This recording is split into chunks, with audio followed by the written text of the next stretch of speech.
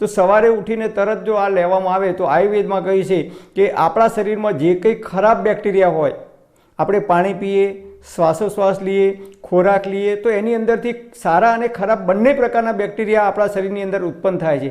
અને ખરાબ બેક્ટેરિયા જ્યારે શરીરમાં એક જગ્યાએ ભેગા થાય છે ત્યારે એ ગાંઠ બને છે.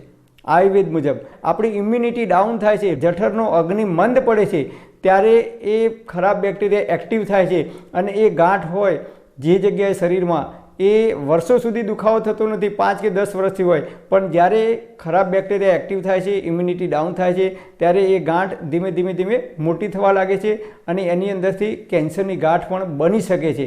તો આપણે ગેસ એસિડિટીથી લઈ કેન્સર સુધીને તમામ પ્રકારની બીમારીથી બચવું હોય તો આનું નિયમિત આપણે પાન કરવાનું છે, તો આપણે જલ્દીથી બીમાર નહીં પડીએ છે. અને આ ઔષધિ આપણે ઘરે જાતે જ બનાવવાની છે, બજારમાંથી લાવવાની નથી.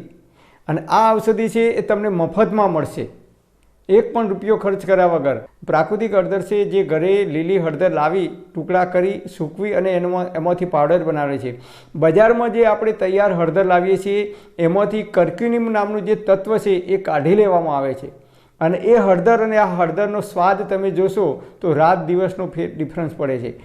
જે રીતે ડેરીની અંદર દૂધમાંથી મલાઈ કાઢી લઈ અને પછી દૂધ વેચવામાં આવે છે એ જ રીતે હળદરની અંદરથી કર્ક્યુમિન નામનું જે તત્વ છે એ તત્વ એ કાઢી લેવામાં આવે છે અને એનો એન્ટી કેન્સરની દવાઓ બનાવવામાં ઉપયોગ કરવામાં આવે છે.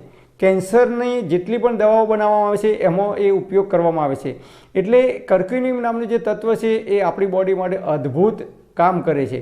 લીલી હળદર ઘરે લાવી અને એના ટુકડા કરી અને સૂકવીને એનો પાવડર બનાવી અને એ જ હળદરનો આપણે ઉપયોગ કરવાનો છે. અને આ છે લીમડાના, કડવા લીમડાના પાન જે નીચે પડી ગયા હોય, સુકાઈને પીળા થઈ ગયેલા એવા લાવવાના નથી.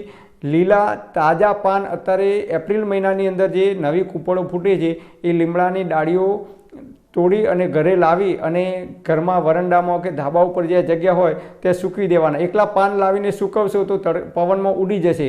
એ ડાળીઓ નાની નાની તોડીને લાવવાની અને એના પાન સુકાઈ જાય ત્યારે એના પાનનો પાવડર બનાવશો તો આવા જ કલરનો બનશે. તો આ બંને સવારે ઉઠીને ભૂખ્યા પેટે લેવાનો છે. કેટલો લેવાનો? તો 1/4 ભાગની ચમચી અથવા ચણા જેટલી જ ગોળી બને એટલો જ લેવાનો છે, વધારે માત્રામાં લેવાનું નથી.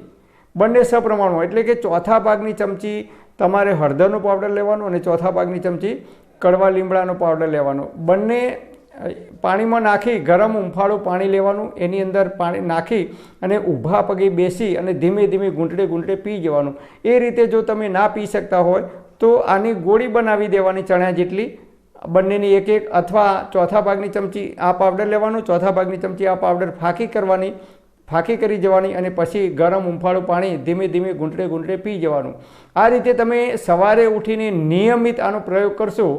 સોમથી શુક્ર 5 દિવસ કરવાનો અથવા અઠવાડિયામાં 4 દિવસ કરવાનું અને 3 દિવસ રજા રાખવાની, અથવા 2 દિવસ લેવાનો, વચ્ચે 1 દિવસ બંધ કરવાનો, 2 દિવસ લેવાનો, વચ્ચે 1 દિવસ બંધ કરવાનો, પછી 2 દિવસ રજા રાખવાની.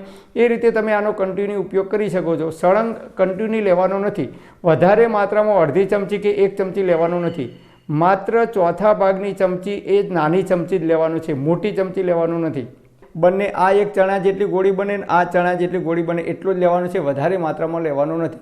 તો આપણે ગેસ એસિડિટીથી લઈ કેન્સર સુધીને તમામ પ્રકારની બીમારીથી બચવું હોય તો આનું નિયમિત આપણે પાન કરવાનું છે, તો આપણે જલ્દીથી બીમાર નહીં પડીએ. પણ હા મિત્રો, તમારે કોઈ ડૉક્ટર કે વૈદ્યની દવા ચાલતી હોય, પ્રેગ્નન્ટ મહિલાઓ હોય તો તમારે ડૉક્ટર કે વૈદ્યની સલાહ લીધા પછી જ આનો ઉપયોગ કરવા માટે વિનંતી.